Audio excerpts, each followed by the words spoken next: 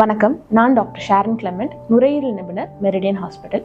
என்னோட ஓபிடியில் நிறைய பேஷண்ட்ஸ்க்கு இருக்கிற காமன் டவுட், எனக்கு இருக்கிற சிம்டம்ஸ் வந்து ஆஸ்மாவாக இருக்கா இல்லை சிஓபிடியாக இருக்கா அப்படிங்கிறது. இன்றைக்கி அதை நம்ம கிளாரிஃபை பண்ணிடலாம்.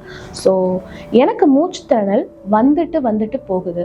ஸோ இது வந்து யூஸ்வலாக இப்படி ஒரு சிம்டம் இருந்துச்சுன்னா அது வந்து ஒரு க்ரீன் ஃப்ளாக். அது யூஸ்வலி ஆஸ்மாவாக தான் இருக்கும். ஜென்ரலாகவே வந்து உங்களுக்கு சிம்டம்ஸ், அதாவது அந்த மூச்சு திணறலோ வீசிங்கோ இருக்கிறப்ப அது ஒன்ஸ் கியூர் ஆயிடுச்சுன்னா ஒரு பீரியட் ஃபுல்லாக நார்மலாக இருப்பீங்க. டில் த நெக்ஸ்ட் எபிசோட், அடுத்த எபிசோட் வர வரைக்கும் கம்ப்ளீட்டாக நார்மலாக இருப்பீங்க. இதே வந்து உங்களுக்கு நார்மலாகவே ஆக மாட்டேங்குது, ஃபுல் இயருமே சிம்டம்ஸ் இருந்துக்கிட்டே இருக்குது அப்படின்னா அது வந்து ஒரு ரெட் ஃப்ளாக். அது வந்து சிஓபிடிக்கான ஒரு அறிகுறியாக இருக்கலாம். ரெண்டாவது வந்து மூச்சு திணறல் ரொம்ப மோசமாகிக்கிட்டே போகுது வருஷம் அப்படிங்கிறது வந்து ஒரு ரெட் ஃப்ளாக். இது வந்து சிஓபிடிக்காக இருக்கலாங்கிறதுக்கு ஒரு அறிகுறி.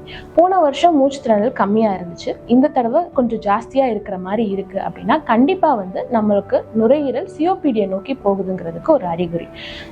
இதே ஆஸ்மா க்ரீன் ஃப்ளாகாக இருந்துச்சு அப்படின்னா உங்களுக்கு மூச்சு திணறல் அந்த டைமில் மட்டும்தான் இருக்கும். அந்த எபிசோட் முடிஞ்சதுக்கப்புறம் கம்ப்ளீட்லி நார்மல் ஆகணும். ஸோ வந்து இது வந்து ஒரு முக்கியமான அறிகுறி.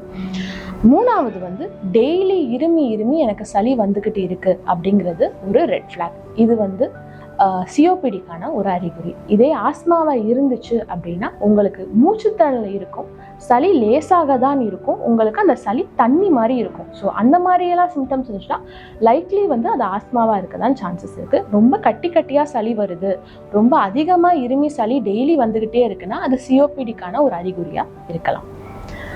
நான்காவது வந்து என்னோட நுரையீரல் பிரச்சனை வந்து தூசி பட்டாலோ இல்லை போலன் பட்டாலோ இல்லை ஒரு ரொம்ப ஸ்ட்ராங்கான சென்ட் இல்லை கெமிக்கல் பட்டா தான் எனக்கு வருது அப்படின்னா அது ஒரு க்ரீன் ஃப்ளாக். இது மோஸ்ட்லி ஆஸ்மாவாக இருக்கிறதுக்கு தான் சான்சஸ் இருக்குது. இதே சிஓபிடியா இருந்துச்சு அப்படின்னா அது யூஸ்வலி ஸ்மோக்கிங்னாலேயோ புகை பட்டா ஏற்படுறதுனாலையும் வரதா இருந்தால் அது மோஸ்ட் லைக்லி சிஓபிடியாக இருக்கும்.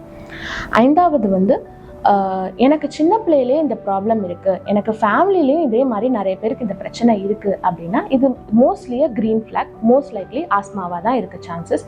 சிஓபிடிங்கிறது வந்து 40 இயர்ஸ்க்கு மேற்பட்டவங்க, அதிக ஸ்மோக்கிங் பண்ணுறவங்க இல்லை விறகடுப்பு நிறைய யூஸ் பண்ணுறவங்களா இருந்தால் யூஸ்வலாக அந்த மாதிரி எக்ஸ்போஷர்ஸ்க்கு மட்டும்தான் இந்த மாதிரி இருமல் சளி ஏற்படலாம்.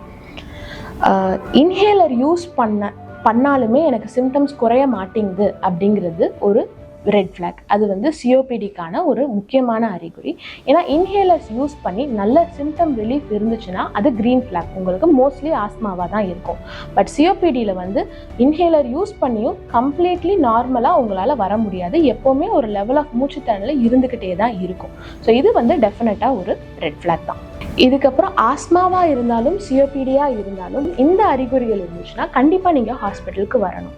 ஒன்று வந்து ஒரு முழு சென்டென்ஸ் கூட மூச்சு திணறல் இல்லாமல் பேச முடியலை அப்படிங்கிறப்ப, உங்களுக்கு நெஞ்சு அடைப்பு ரொம்ப ஜாஸ்தியாக இருந்தாலும், உங்களுக்கு இன்ஹேலர்ஸ் அடிச்சுட்டே இருந்தும் உங்களுக்கு சுத்தமாக அந்த மூச்சு திணறல் குறையவே இல்லை அப்படிங்கிற பட்சத்திலும், நான்காவது வந்து உங்களுக்கு ஆக்சிஜன் லெவல் செக் பண்ணி 90% கம்மியாக இருக்குது அப்படிங்கிற பட்சத்தில் கண்டிப்பாக நீங்கள் ஹாஸ்பிட்டலுக்கு வந்து செக் பண்ணிக்கிறது நல்லது.